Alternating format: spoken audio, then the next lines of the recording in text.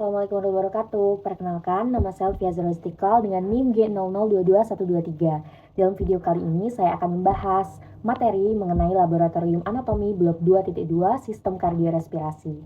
Yang pertama yang akan kita bahas yaitu adalah struktur interna core atau jantung. Ini adalah atrium dexter. Atrium dexter merupakan ruang jantung yang menerima darah terdioksigenasi dari seluruh tubuh sebelum akhirnya disalurkan ke ventrikel kanan. Lalu selanjutnya kita akan membahas lebih lanjut mengenai struktur interna atrium dexter. Teman-teman, ini adalah struktur internal dari atrium dexter. Atrium kanan terdiri dari dua bagian utama. Yang pertama yaitu adalah yang halus, yaitu sinus venarum cavarum, dan yang kedua yaitu adalah yang kasar, yang tersusun oleh musculus pectinacti yang terutama berada pada auricula dextra. Seperti ini. Ini adalah musculus pectinacti, bagian kasar dari atrium dexter. Kedua bagian dari atrium dexter yaitu yang halus yang merupakan sinus venarum cavarum dan juga yang kasar musculus pectinacti dipisahkan oleh suatu tonjolan muskular yang disebut crista terminalis. Crista terminalis. Tonjolan. Ini adalah crista terminalis. Kemudian, crista terminalis berkorelasi dengan sebuah lekukan bernama sulcus terminalis. Selanjutnya ada intraarterial septum. Ini adalah intraarterial septum. Di dalam intraarterial septum terdapat fossa ovale. Fossa ovale merupakan bagian atau sisa dari bangunan foramen ovale yang sebelumnya ketika janin digunakan sebagai sirkulasi janin. Kemudian fossa ovale dikelilingi oleh bagian yang disebut oleh limbus dari fossa ovalis.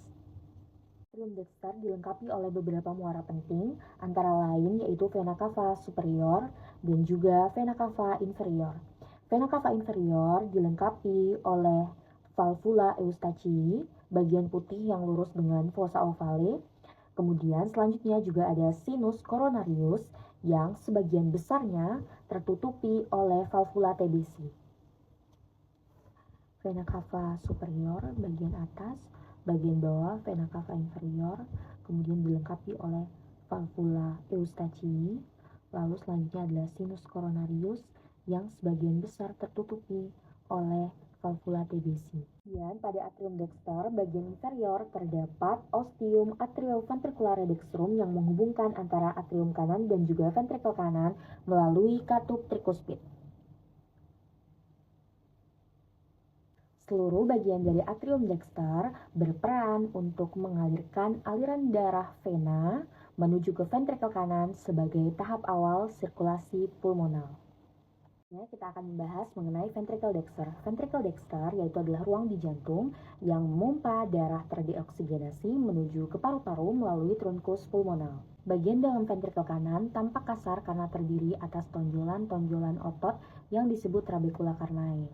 Struktur ini membantu efektivitas kontraksi selama siklus di ventrikel jantung.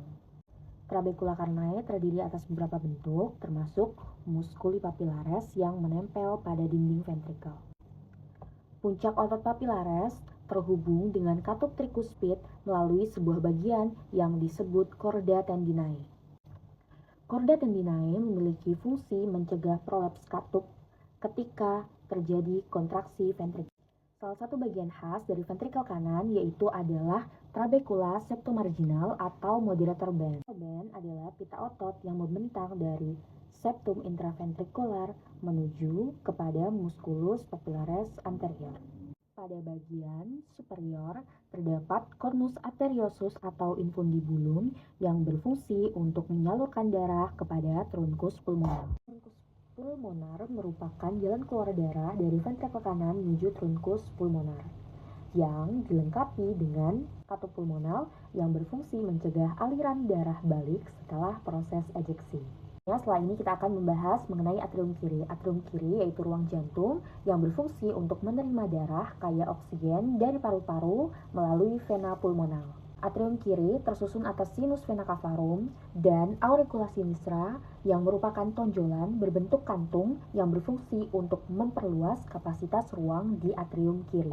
Dari atrium kiri selanjutnya akan mengalir ke ventrikel kiri melalui ostium atrioventricular sinistrum. Atrioventricular sinistrum dijaga oleh katup mitral untuk mencegah aliran darah balik. Ini adalah katup mitral. Pada dinding atrium kiri juga dapat ditemukan fossa ovalis dan juga valvula foraminis ovale yang merupakan bagian sisa dari struktur semasa janin. Atrium kiri menerima darah dari 4 vena pulmonal, yaitu vena pulmonal kanan dan juga vena pulmonal kiri bagian superior dan juga inferior. Semua darah yang masuk ke dalam atrium kiri telah mengalami oksigenasi di paru-paru dan kemudian siap untuk dialirkan menuju ke ventrikel kiri untuk kemudian dipompa ke seluruh tubuh. Nah, kita akan membahas mengenai ventrikel kiri jantung. Ventrikel kiri jantung bertugas untuk memompa darah yang sudah teroksigenasi ke seluruh tubuh.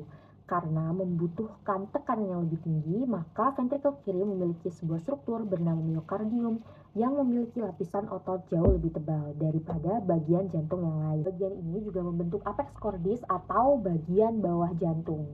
Pada bagian yang dekat dengan aorta terbentuk vestibulum aorta yang kemudian berhubungan dengan ostium aorta yang berfungsi untuk menghubungkan ventrikel kiri dengan aorta sebagai aliran darah keluar dari jantung.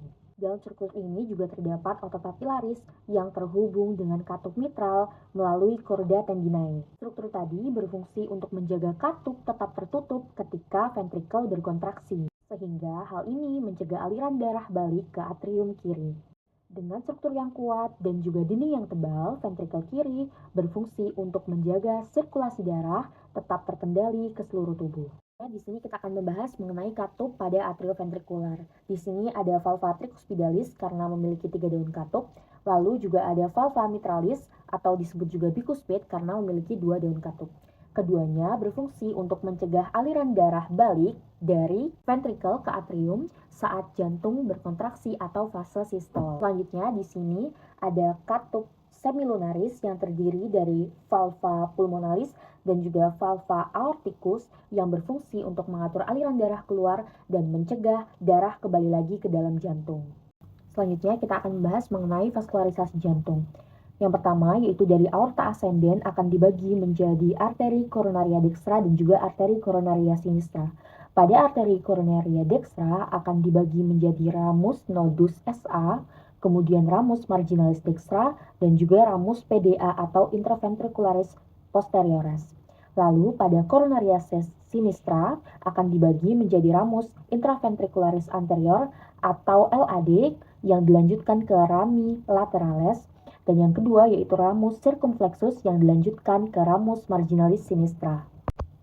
Mayoritas vasa venosa pada kor bermuara pada sinus coronarius menuju atrium dextrum, vena cardiaca magna, vena cardiaca parva, vena cardiaca media, vena cardiaca posterior, dan vena oblik atria sinistra, serta vena posterior ventricularis sinistra. Sedangkan vena cordis minimae bermuara langsung ke atrium dextrum melalui foramina venarum cavarum. Kita telah selesai membahas mengenai struktur internal dan juga vaskularisasi jantung. Selanjutnya kita akan membahas mengenai fase sistol dan juga diastol. Fase sistol terjadi saat ventrikel berkontraksi dan menyebabkan katup bicuspid dan juga katup mitralis atau tricuspid menutup. Kemudian katup aorta dan juga pulmonal terbuka menyebabkan darah dipompa dari ventrikel kiri ke aorta dan dari ventrikel kanan ke arteri pulmonal. Sedangkan diastol terjadi saat ventrikel relaksasi. Di sini menyebabkan katup aorta dan pulmonal menutup dan sebaliknya katup tricuspid dan juga bicuspid terbuka. Sehingga pada fase ini darah mengalir dari atrium kanan dan juga atrium kiri menuju ke ventrikel untuk kembali mengisi jantung. Baik, pada video kali ini telah selesai pembahasan kita mengenai jantung, yaitu struktur internal, vaskularisasi, dan juga bagaimana mekanisme fase sistol dan juga diastol. Saya Lutfi Azhar Istiqlal, mohon maaf apabila ada salah-salah kata. Terima kasih. Wassalamualaikum warahmatullahi wabarakatuh.